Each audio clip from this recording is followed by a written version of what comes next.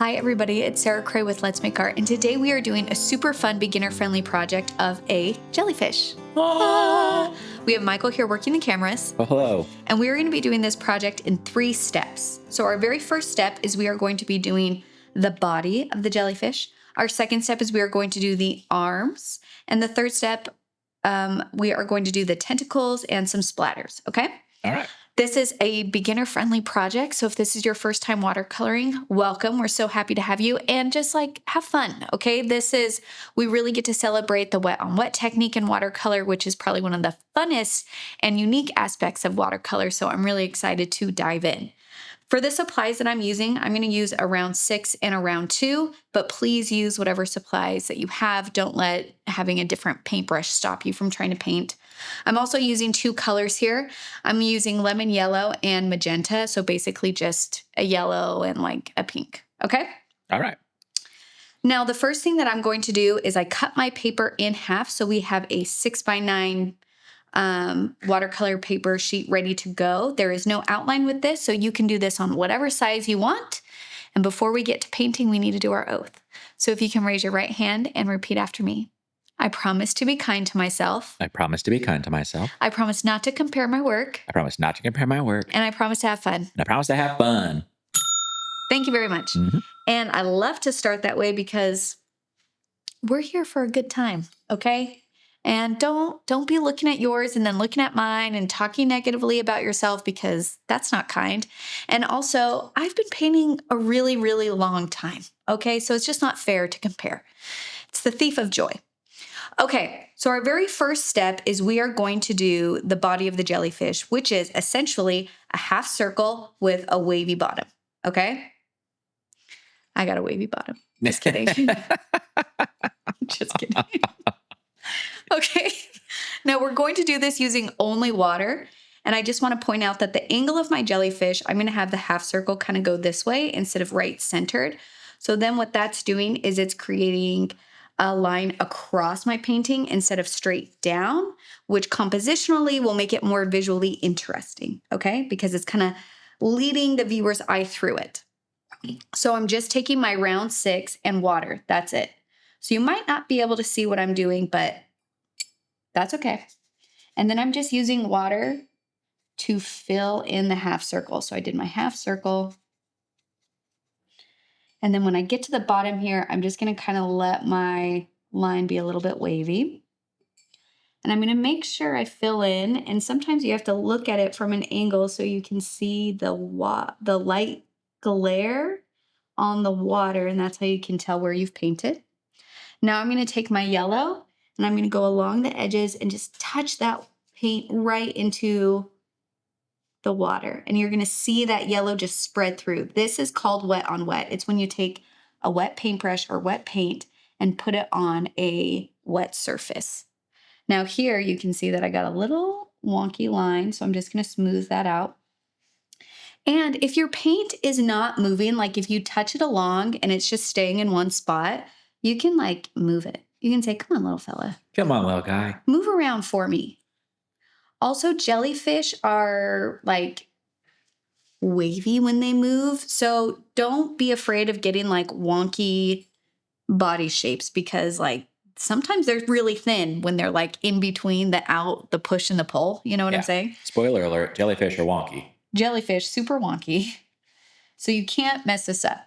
Okay, and then while it's wet like this, I'm going to take a little bit of my magenta and mix that with my yellow, which is going to make this really beautiful orange. Oh, and I'm going to drop that in there too while everything is still wet. And the reason why we want to do this when everything is still wet is it kind of diffuses out into the area, and it's going to create really cool textures and blooms. And I want you to notice that I'm kind of keeping this orange color along the edges. And the reason for that is if I leave this center area alone, then it's going to create a natural value change within this jellyfish, which means it's going to have a highlight right here in the center, which is going to make it look more round. That's how you make something look round or flat, is basically about where you put the values, okay? So I'm really having fun here. Even in some areas, if you want to do straight magenta, go for it. Like, look how gorgeous this is. Yeah, that's look at awesome. these beautiful blooms and textures. This is what watercolor is all about, you guys. This is why it's so fun. And then sometimes when I'm feeling really edgy, I'll do another layer of yellow because why not? Why not? Why not? And really just let it go. Embrace the different textures that you're going to get. Allow it to move and have fun. And if it's not moving the way you want it to, come on. Come on, little guy. Move around. Okay. Oh, I love it already. All right. And then that was step 1. Now we're going to do the arms. Now for the arms, I'm going to take my round 6. And these are kind of really roughly thicker parts that come out through the center of the jellyfish. So I'm going to take my round 6 and using this damp brush, I'm going to pull the paint that's already here. And I'm just going to do this. Okay. And then while it's wet like this, I'm going to grab some more orange or pink or yellow, really whatever color you want. And I'm just going to go along the edge and do a roughly edge like this. I'm going to pick up a little bit more color. Ooh, and I'm just going to let that color bleed out into that wet area already. Cool. Isn't it cool? Yeah. I love it so much. I'm going to do the same thing for the second arm. So, you can have your arm go like, again, there's so many different shapes and movements. So I don't want you to get too hung up on like the placement of the arms because like, again, they could be flowing anywhere. Mm-hmm. All right. They're in water. But I'm going to have it kind of cross. Okay. And then notice that the arm coming out of the body is thicker. And then as I work my way down, I let my stroke get smaller or thinner. And then while it's wet, I'm going to take some paint and create this kind of roughly edge. And if you want to go all in on the color and just drop it in, go for it.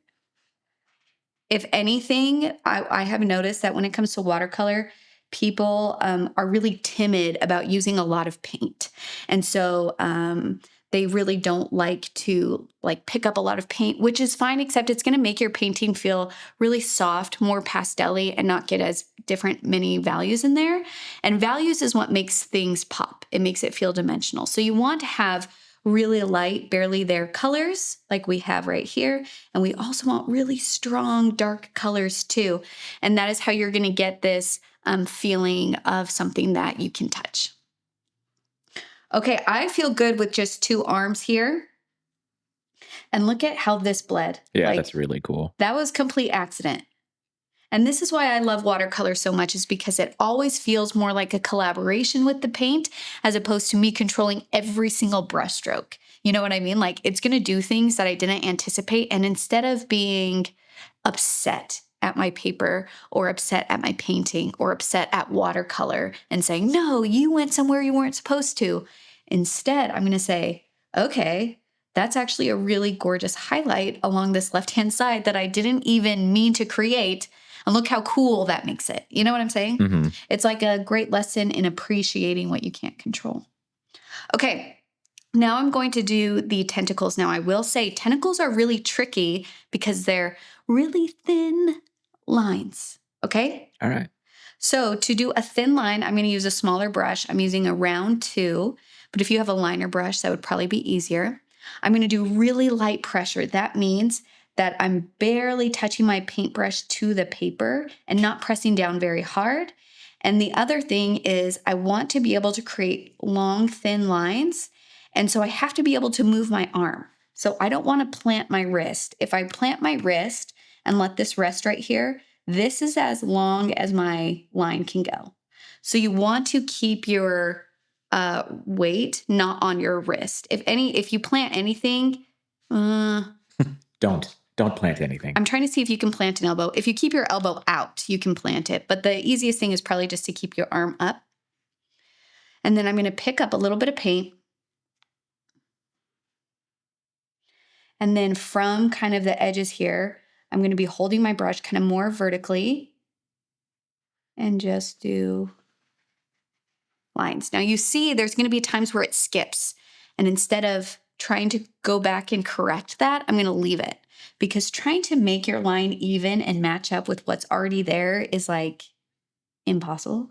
So it would actually bring more attention to the fact that there is a skipped line. You know what I'm saying? Yeah.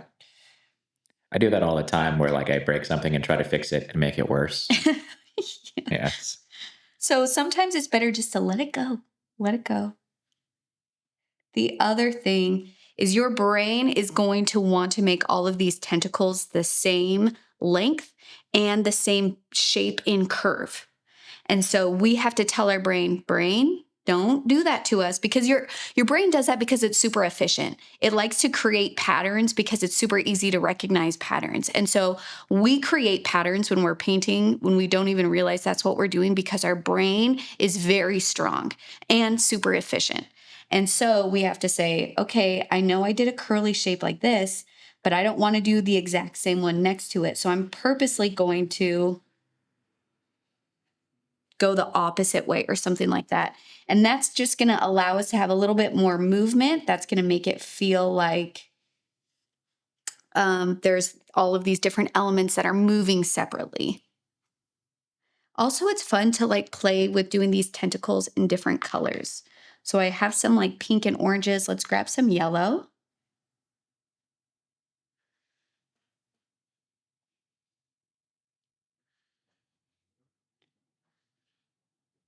And don't be afraid to do as many as you want. Okay, that feels really good.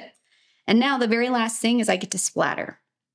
Splattering is very fun, but it's very messy. So please make sure you remove all expensive materials around. I'm going to take my round 6 and let's start with yellow. So I'm going to get my paintbrush wet. I'm going to pick up yellow paint. And then I'm going to hit my paintbrush against my finger, and all of the moisture that's in here in the paint is going to splatter on my paper.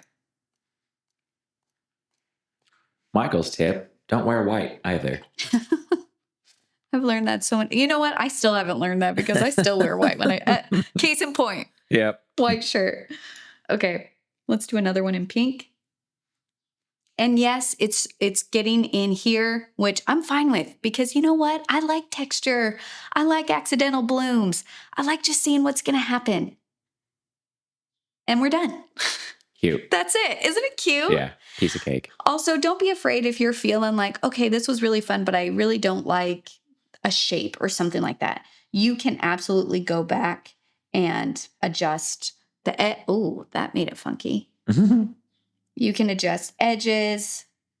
I'm going to round that out a little bit. And then I'm going to do the same thing on this side. Like that. Okay. So you can adjust the shape of it if you feel like it needs it. If you don't feel like it needs it, then don't worry about it. Don't do it. And if you want to add more tentacles, you can. More splatters, you can. This area is still pretty damp. So if you want to play with even more drops of color or things like that, like feel free to. It's just fun. This is all we're trying to do, is be playful with the paint, and kind of just get used to watercolor, trying to understand how it works. And a lot of the times when we're trying something new, we really want to have all of the information before we start because we're really afraid of failing. But the best way to get familiar with something is to allow yourself to play with it without any expectation. Okay. And when you do that, then you're leading from a place of curiosity instead of expectation, which means it's not going to be a pass-fail thing. It's just going to be, what did I learn today? Did I have fun today? Did I enjoy it? What happens when I do this and do this and do this? And the more that we can allow ourselves to do that, the more freedom we will have when we create, which is the whole point. Okay? Perfect. All right. Now, this was super fun, and I hope that you guys are excited to experiment with this and play with this. Do this as many times as you want in as many different ways. It's going to be different every single time because of the wet on wet technique. And just as a little gift to you guys, we wanted to do something special for July, which is Watercolor Month, World Watercolor Month. And so I took this idea of the jellyfish and I wanted to do it one step further, where we have a background and we play with different colors and techniques. So I created this jellyfish painting here, which is just, I love it so much. It's super fun, but it's just a little bit elevated. And so we wanted to offer this tutorial to everybody. free of charge. It's just for you guys, just to celebrate watercolor and World Watercolor Month. And so all you need to do in order to get this tutorial is if you go to letsmakeart.com and create an account. When you go inside your My Video section of your account and the watercolor tutorial section underneath that, this will be waiting for you. For everybody. For everybody. So if you already have an account with us, guess what? It's there. You can go paint this, have fun. If you're brand new to Let's Make Art and you have yet to set up an account with us or do one of our tutorials that way, this is a great way for you to start. So all you need to do is enter an account or create an account, and it will be there in your videos. That's it. It will come with an outline. It will come with step-by-step direction, and it will come with a video tutorial. So I hope you guys have fun with this, experiment with this, play with this, and really just enjoy watercolor because it's so gosh darn fun. I love it so much. I really do. And I hope you guys love it too. So thank you for painting with me, and I'll see you guys next time. Bye.